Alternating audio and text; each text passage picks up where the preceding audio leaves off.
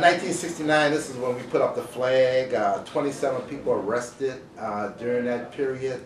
And that spurred a whole lot of things. I was talking to Orissa. A lot of people don't know, people are talking about Edwards. But when I was at SUNO, 69, 77, in 1972, there was a real big movement when all those people in the Southern University system got together. And our goal was try to get the plantation aspects of Southern. I mean, Southern is an old school from 1888, but it still had that plantation feel, and we were just trying to kind of nudge Southern into the 20th century. But during that time, in 1972, the Baton Rouge police actually killed 2 students in broad daylight on a Southern University campus. And, you know, I was just spoke at a, am I talking too much? No. He just talked, you know, I was at Southern. There was a conference for all the civil rights people, because Southern University has a big civil rights background too. But this is what happened. So the leaders of Southern University, Baton Rouge, the police arrested them at 4 o'clock in the morning, okay? 4 of them. There are 4 or 5 leaders. And then the students went to the administration building to find out why they were arrested, and the president was there, and he said he was going to go down there and get them out.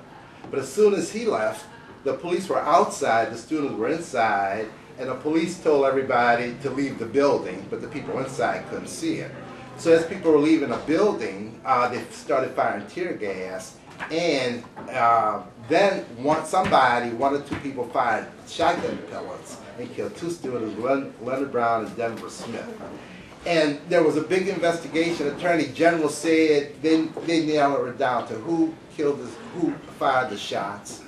The autopsy report said that because people were denying that any shots were fired, Edwards even said that he thought somebody had put some nails or something in the balls. So it was just complete cover-up of really what happened. So the 2 students died, even though the Attorney General said that, you know, what happened. The coroner said what happened. They brought the police in, and the police just said, well, we refuse to talk, and that was the end of it. There was never any grand jury indictment or anything. So a group of us at Southern, this will be the 40th year anniversary, so we're trying to correct that wrong. And the thing about Edwards, as far as this was concerned, Edwards was the first thing he said that a policeman had fired and shot the weapons that killed the students. And then after that, he just backed up and said the students were responsible for the killing. And so for 30 or 40 years, these students will have an injunction that they cannot go on Southern's campus. I mean, even though they go, they can't do that, you know. But we want, I think what we basically want, number one, is going to be the 40th year. We want it to be, as a cold case, we want it to be a cold case type thing. And we want it to be a civil rights murder, even though it was in 72, it's still a civil rights era murder.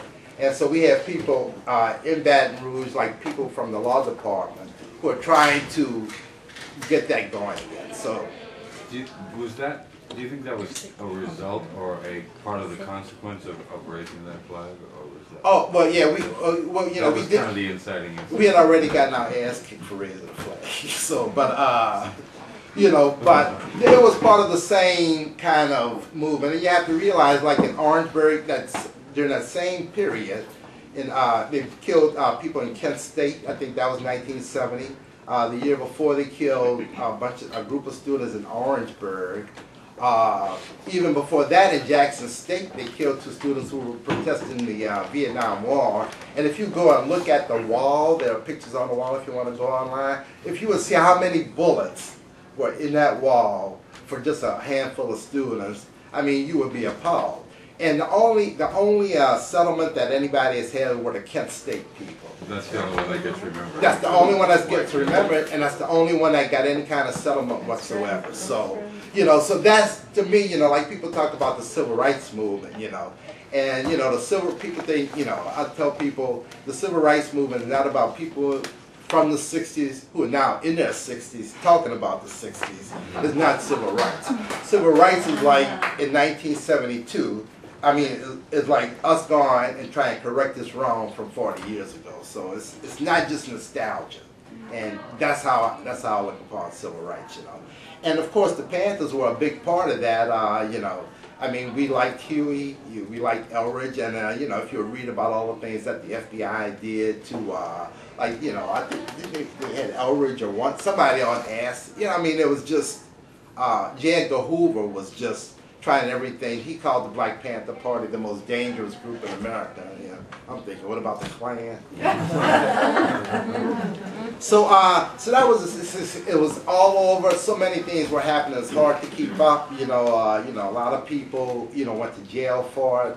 And we know a lot of people died from it, but it was part of the history, and it changed America. And we're all sitting around here, and hopefully we'll be able to get something done too. Thank you, Keith. Any of y'all can jump in there. Thank you. Wonderful.